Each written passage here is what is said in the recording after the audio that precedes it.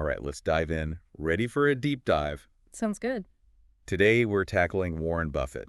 Oh, We're going deep, yeah, using the Warren Buffett Way as our guide. right? It's like we're cracking the code of one of the greatest investors. What's interesting is how Buffett built his track record. Yeah. It wasn't about chasing trends or, risky bets. Right. He was all about deep analysis, Okay. understanding businesses really well, and thinking long term. So not like some stock market psychic. Not at all. Okay. Buffett is a product of his mentors. Right. And the book really highlights that, Yeah. starting with Benjamin Graham. Oh, yeah. The Dean of Financial Analysis. Exactly. Yeah, right. Graham was all about margin of safety. Okay. It's not just about finding a good deal. It's about knowing a company's real worth Right. and only buying when the market price is significantly lower. So like a built-in cushion for your investment. Exactly. Graham's approach was all about minimizing risk, Mm-hmm. making sure you're not overpaying, even if your analysis is a bit off.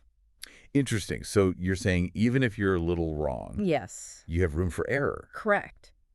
But Buffett, he didn't just stop there. No, he didn't. He took inspiration from Philip Fisher, That's right. who was all about a company's growth potential. Right. And wasn't Fisher kind of known for some unorthodox methods? Absolutely. Fisher believed in going beyond just the numbers. Right.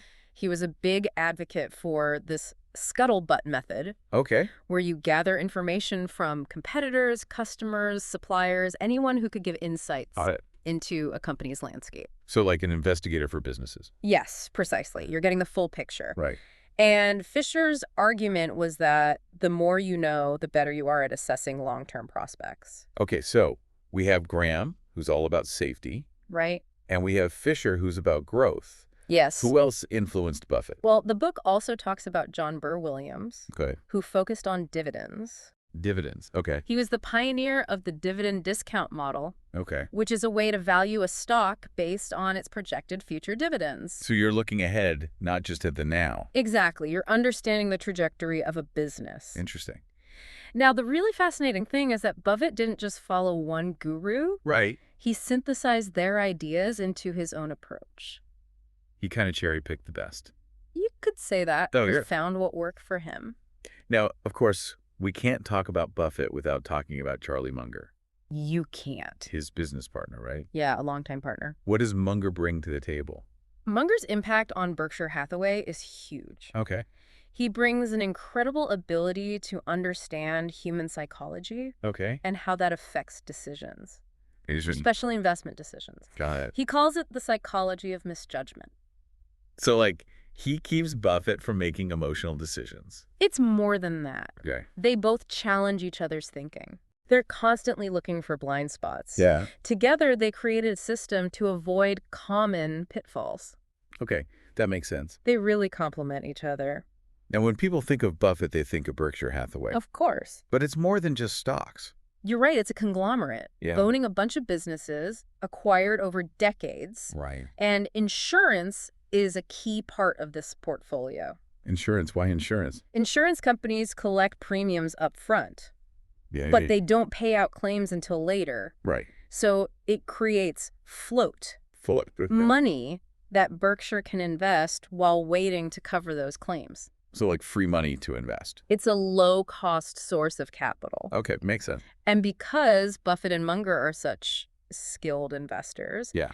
they've generated impressive returns with this float, really fueling Berkshire's growth. And Berkshire Hathaway, they own a diverse range of companies. Absolutely, from See's Candies to Clayton Homes, Wow, that's a wide route. McLean Company, and even the Pampered Chef. The Pampered Chef. Yes, Oh, really? they all represent different aspects of Buffett's investment philosophy. So kitchenware parties and candy, Exactly. all part of the same strategy. It's fascinating how they all connect back to his core principles. Okay, so See's Candies. Yes, That feels like a classic Buffett pick. it is. You got the brand, the loyal customers. It goes back to what Buffett calls a durable competitive advantage. Yeah, the moat. Exactly, a moat. Okay, See's has built a reputation for quality and consistency. right. They're very resilient to competition. And people will pay more for that. They will. Now, Clayton Homes, that's different. It. Manufactured housing, it's had its ups and downs. This is where management quality is so important. Okay. Clayton Homes survived those downturns by avoiding risky lending and prioritizing responsible growth. So it's not just the industry. Yeah, It's about who's running the show. absolutely. Makes sense. For Buffett, it's all about honest, competent leaders. Got it. People who prioritize the shareholders. Then there's McLean Company. Right. Huge distribution network. Massive. What's the appeal there? McLean is all about scale and efficiency. Okay. They serve convenience stores and restaurants. Wow. They're a vital part of the supply chain, Right, making right. them really hard to compete with. They have a big moat. A very wide one. Okay. They're essential but not flashy. So the unsung heroes of the food industry. You could say that? And then we have the pampered chef. Yeah, an interesting one. Started by a mom entrepreneur with home parties. It shows Buffett's appreciation for simple but scalable businesses. Okay. Interesting. You don't always need a complex approach. So it's all about that foundation, right? Exactly. A solid business, strong leadership, and that moat. Yeah, that's the basis. It's amazing how all these businesses tie back to Buffett's philosophy. It is. This has been a fascinating overview of his approach. It is fascinating. But I'm really curious to get into the specific guidelines he uses. Yeah, the nitty-gritty. Yeah, when he's making investment decisions, Absolutely. that's where it gets real. That's where the rubber meets the road. All right, we'll be back soon to explore those guidelines in part 2 of our deep dive into the Warren Buffett Way. Welcome back to the deep dive. Great to be back. In part 1, we covered the foundation of Warren Buffett's approach. We talked about his mentors, his philosophy. Yeah, all the things that shaped him. Right. Now we're getting into the specifics. The nitty-gritty. Yeah, using the Warren Buffett Way as our guide. Exactly. We're going to break down those guidelines he uses when evaluating investments. It's like a toolkit Yeah. for navigating the market. Okay, so what's in this toolkit? Well, the book breaks it down into 4 areas: Okay. business tenets, management tenets, financial tenets, and value tenets, Okay, 4 areas. That makes sense. each one focusing on a different aspect of an investment. All right, let's start with the business tenets. Okay, sounds good. What does Buffett look for at the most basic level? First and foremost, understanding. Understanding, okay. He only invests in businesses he can grasp, Makes sense. companies with clear, predictable operations. So no crazy complex stuff.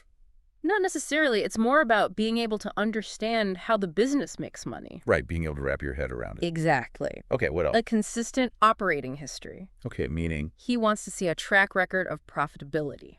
Okay, so not just a good year here or there. No, it has to be consistent over time. Right, it's got to be able to weather the storms. Exactly. And that ties into the idea of moats. The moats, we talked about that a little bit with C's Candies. Right. Can you explain that a bit more? So a moat is any factor that protects a company from competition. Okay, like a barrier to entry. Exactly. It could be a strong brand, a unique product, a cost advantage, even regulatory barriers. So the wider the moat, The better. the more sustainable the business. Precisely. Buffett believes those companies with wide moats are more likely to maintain their profitability over the long term. Makes sense, so it's like a built-in defense system. Exactly. All right, let's move on to the management tenets. Okay, the people running the show. You mentioned before how important management is to Buffett. It's crucial.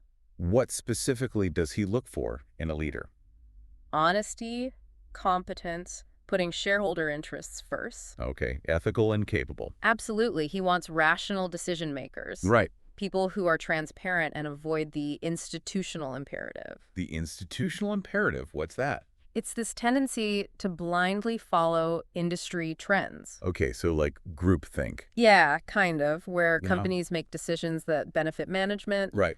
but not necessarily the shareholders. So he wants leaders who think for themselves. Yeah, people who will challenge the status quo. And act in the best interest of the company. And the owners. Okay, that makes sense. He also looks for managers who are good at allocating capital, Capital allocation. knowing when to reinvest profits, when to return capital to shareholders, and when to make acquisitions. Right, finding that balance. That's a crucial skill. Okay, so we've got the business itself, the people running it. Right, the foundation and the leadership. Now let's get into the numbers. The financial tenets. What are those all about?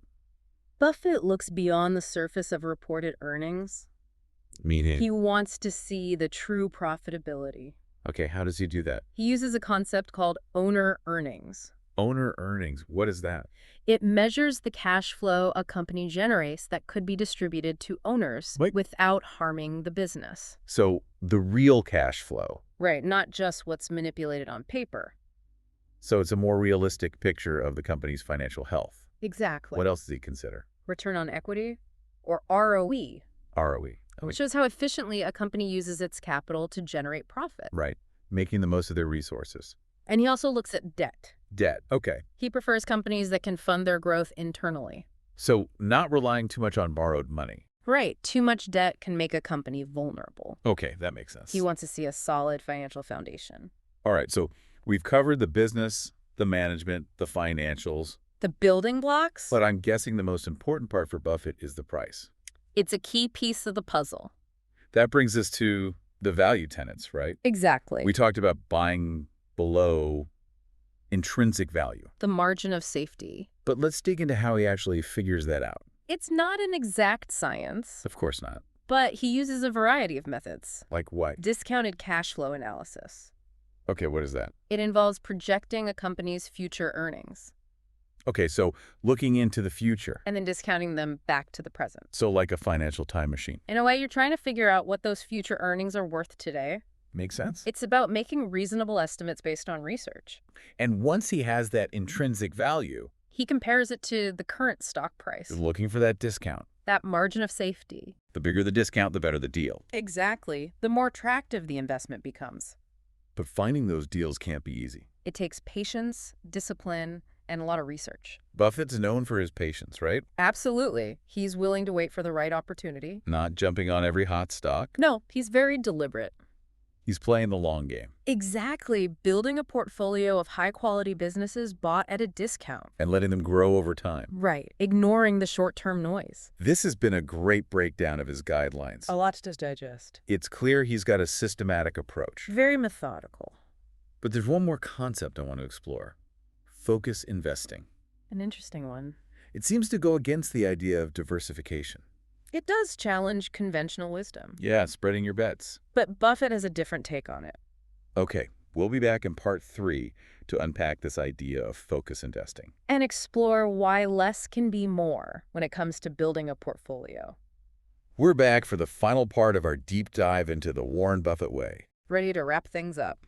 In parts 1 and 2, we covered a lot of ground. The foundation, the guidelines, the philosophy. Yeah, all the building blocks of Buffett's approach. Right, a lot to unpack. But now I want to dig into this concept of focus investing Okay, the idea of concentrating your holdings. instead of spreading yourself thin, Exactly, challenging the idea of diversification. which is what a lot of people think is the golden rule. The conventional wisdom. Right, so why does Buffett advocate for putting so much into a few companies? It comes down to conviction and knowledge. Okay, so you're saying if you've done your homework, Right, and you've found those exceptional companies. ones with those moats we talked about, Exactly, those durable competitive advantages. then concentrating your investments allows you to really benefit from their growth. You're not diluting your returns by spreading yourself too thin. So instead of owning a tiny piece of 100 companies, You own a meaningful chunk of a few great ones. okay, that makes sense. Buffett believes that too much diversification prevents you from really understanding each company.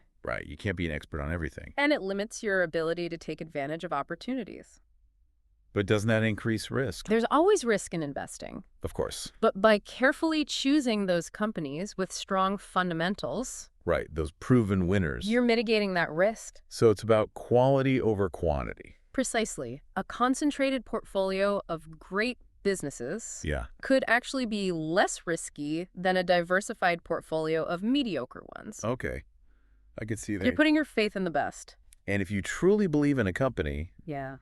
spreading your investment around might actually hurt your returns. Exactly. You're diluting your potential gains. Focus investing, it's not just about conviction, though. No, it also has practical advantages. Like, Lower transaction costs. okay, because you're making fewer trades. Exactly. And those fees can really add up over time. Eating into your profits. Right. With focus investing, you keep more of what you earn. And there's a tax advantage, too, right? Absolutely. Long-term investments defer capital gains taxes. So your money can grow more effectively. That's the power of compounding. But this approach seems like it takes a certain kind of investor. It does require confidence in your analysis. Yeah, and a willingness to do the research. You have to be able to ride out those market fluctuations. Not panic when things get bumpy. It's about having a long-term vision. And tuning out the noise. Exactly. Focusing on the fundamentals. Okay, before we wrap up, Yeah. there's one more piece of the puzzle I want to touch on. What's that? The psychology of money.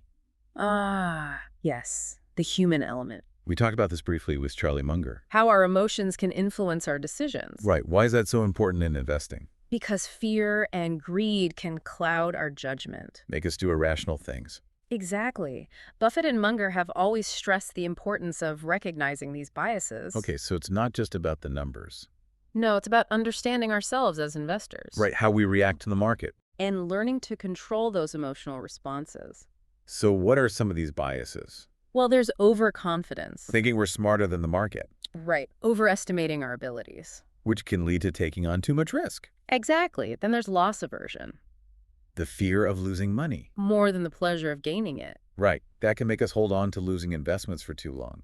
Or sell winners too early. Trying to avoid that pain of a loss. It's a powerful emotion. So recognizing these biases is the first step to avoiding mistakes. Absolutely. It's about being aware of our own tendencies. Are there other biases we should be aware of? There's anchoring bias, Okay. where we fixate on a piece of information, even if it's no longer relevant. Like a stock price from a year ago. Right, and mental accounting, What's that? where we treat money differently depending on where it came from. So like lottery winnings versus your paycheck. Exactly. All these biases can distort our thinking. And lead to bad decisions. That's why understanding the psychology of money is so crucial. Wow, this has been an incredible journey. A deep dive into the mind of a master. It's clear Buffett's success isn't about some magic formula No, it's about principles, patience, and discipline. and a deep understanding of business. And of ourselves. So what's the one big takeaway for our listeners? Be patient, do your research, and invest in what you understand. Simple but powerful advice. Don't get caught up in the hype. Focus on the long term. And build a portfolio of companies you believe in. Companies that can stand the test of time. Fantastic advice. Thanks for joining us on this deep dive into the Warren Buffett way. It's been a pleasure. Remember, investing is a marathon, not a sprint. Stay focused, stay patient, and keep learning. We'll see you next time for another fascinating exploration.